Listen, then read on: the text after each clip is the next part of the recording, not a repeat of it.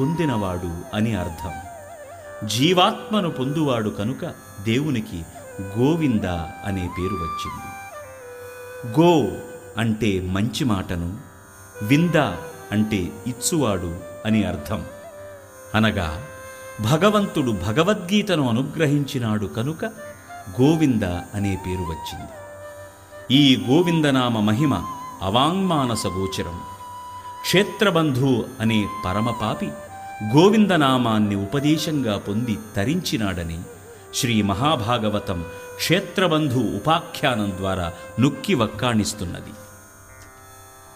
ఈ గోవిందనామమే ప్రతివారిని శ్రేయోమార్గం వైపునకు మళ్లిస్తుందని కఠోపనిషత్ ఉద్ఘోషిస్తున్నది. శంఖచక్ర గదాపాణే ద్వారకా నిలయాచ్యుత గోవింద పుండరీకాక్ష రక్షమాం శరణాగతాం అని అలనాడు